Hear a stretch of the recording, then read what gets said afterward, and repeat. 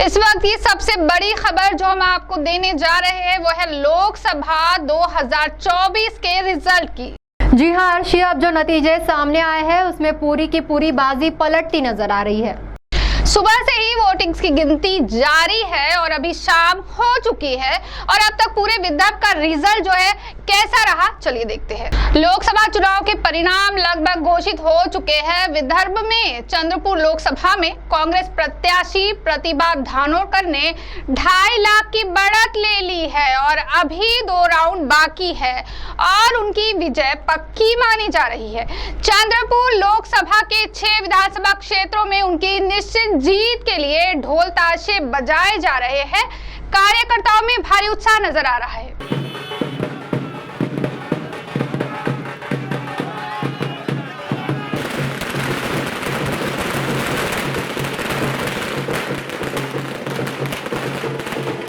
अब बात कर रहे हैं चिमूर गढ़चिरौली लोकसभा क्षेत्र की, जहां पर मतदाताओं की नाराजगी भाजपा के अशोक नेते के लिए साफ तौर पर झलक रही थी और गढ़चिरौली लोकसभा चुनाव की जिम्मेदारी विपक्ष नेता विजय वडेट्टीवार ने अपने कंधों पर ली थी, जिसके परिणाम स्वरूप गढ़चिरौली में कांग्रेस ने अपना परचम लहराया। इस जीत के बाद उन्होंने सीटीवी को प्रतिक्रिया देते हुए क्या कहा, चलिए देखते हैं।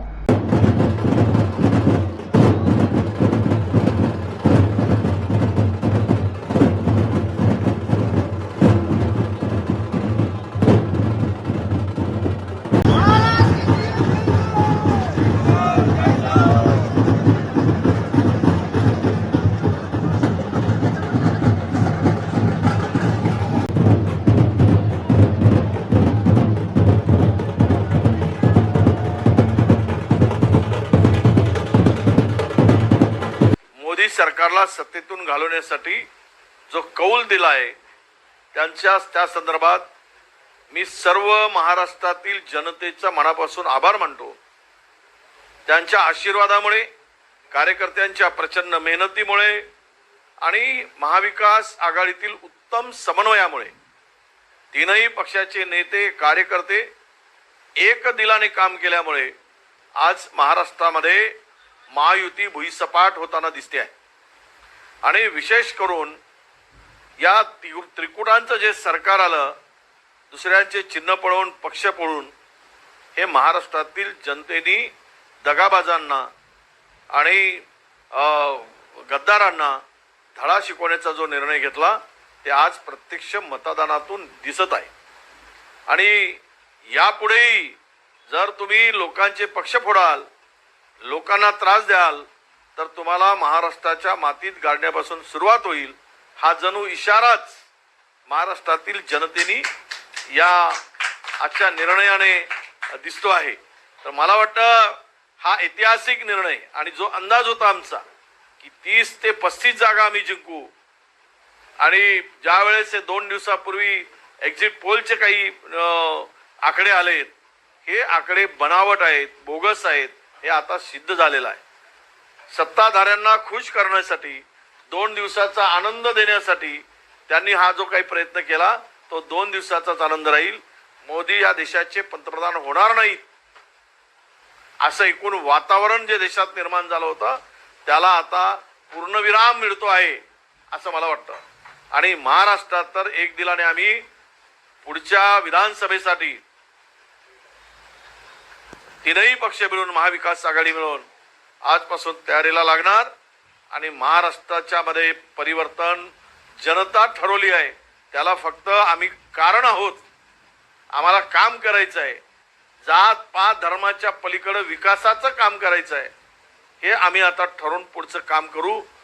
जनतेचे आभार, कार्यकर्त्यांचे पुनश्च आभार आणि सर्व ज्या लोकांनी आमच्या महाविकास आघाडीला, राहुलजींच्या प्रयत्नाला, राहुलजींच्या मेहनतीला सहकार्य केलं, त्या सर्वांचे मनापासून आभार मानतो। धन्यवाद।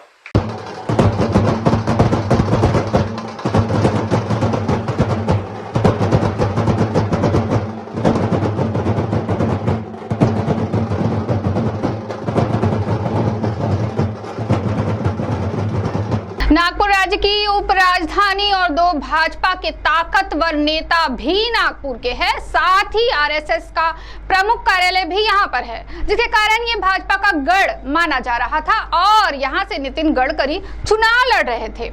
उनके सामने कांग्रेस ने विकास ठाकरे को मुकाबले में उतारा था, लेकिन आखिरकार जीत का सेहरा नितिन गडकरी के सर पर लग गया। जीत के बाद अपने परिवार के साथ खुशियां मनाते हुए गडकरी कैसे खुश दिखाई दे रहे हैं, एक नजर इस तस्वीरों पर। Yes, take a thumb back. Thank you.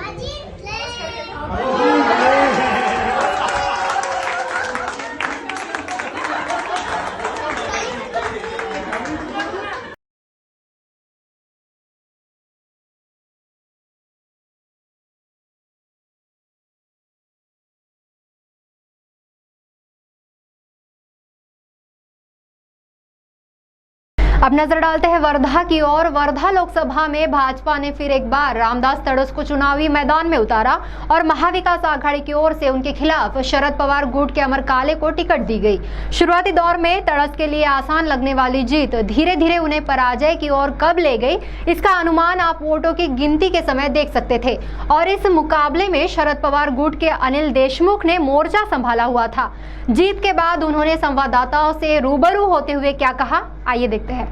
की महाराष्ट्रामध्ये ज्या पद्धतीनं भारतीय जनता पार्टीने फोडाफोडीचं राजकारण केलं, त्याचबरोबर जे शेतकऱ्यांचे प्रश्न होते, या भारतीय जनता पार्टीने या महाराष्ट्रातील कापूस उत्पादक शेतकऱ्याला भाव दिला नाही, सोयाबीन उत्पादक शेतकऱ्याला भाव दिला नाही, अनेक भागामध्ये कांदा होतो त्या कांद्याला भाव दिला नाही, संत्रा मोसंबी या फळाला सुद्धा भाव दिला नाही। अशा पद्धतीनं या भारतीय जनता पार्टीने जो शेतकऱ्यावर अन्याय केला आणि त्याचबरोबर फोडाफोडीचं राजकारण केलं आणि त्याचबरोबर भारतीय जनता पार्टीने अजित पवारांना बरोबर घेऊन जे पवार साहेबांवर त्यांचं घर फोडण्याचं काम केलं, या सर्व गोष्टी या महाराष्ट्रातील जनतेला आवडल्या नाही। त्याच्यामुळे महाराष्ट्रातील मोठ्या प्रमाणात महाविकास आघाडीचे जे उमेदवार आहे, काँग्रेस, राष्ट्रवादी आणि शिवसेना या पक्षाच्या उमेदवाराला निवडून दिलेला आहे। आमच्या विदर्भामध्ये वर्धा लोकसभा मतदारसंघामध्ये राष्ट्रवादी काँग्रेस पक्षाचे शरद पवार साहेबांचे गटाचे जे उमेदवार होते, महाविकास आघाडीचे अमर काळे यांना या लोकसभा मतदारसंघातील 6च्या 6 मतदारसंघातील जनतेने त्यांना आशीर्वाद देऊन निवडून त्यांना दिलेला आहे। अजून थोडा निकाल लागायचा आहे, पण ज्या पद्धतीनं त्यांचा जो मताधिक्य पुढे आहे, जवळजवळ 80,000च्या मताधिक्याने सध्या ते पुढे आहेत। शेवटचे 1-2 राऊंड बाकी आहेत। त्याच्यामुळे ज्या पद्धतीनं या 6 मतदारसंघातील लोकांनी अमर काळे यांना आशीर्वाद दिला आणि जे मतदान केलं, त्याबद्दल मी या मतदारसंघातील सर्व जनतेचं मी मनापासून आभार मानतो। और हाँ, विदर्भ में अन्य मुकाबलों में अमरावती से नवनीत राणा कांग्रेस के बलवंत वानखेड़े से चुनाव हार गई। अकोला में तिकोनी मुकाबले में भाजपा के अनूप धोत्रे ने कांग्रेस के अभय पाटिल को हराया। रामटेक में एक समय कांग्रेस प्रत्याशी की जीत नजर आ रही थी, वो पराजय में तब्दील होते हुए दिखाई दे रही थी, लेकिन फिर उलटफेर होने के बाद कांग्रेस के श्याम कुमार बर्वे 68,000 वोटों से जीत गए हैं। भंडारा में कांग्रेस और भाजपा में कांटे की टक्कर अभी भी चल रही है। तो ये थे कुछ पल जीत का जश्न मनाते हुए और कुछ विश्लेषण भी सीटीवी की ओर से। मिलेंगे जल्द ही नए अपडेट के साथ, बने रहिए सीटीवी के साथ। नमस्कार।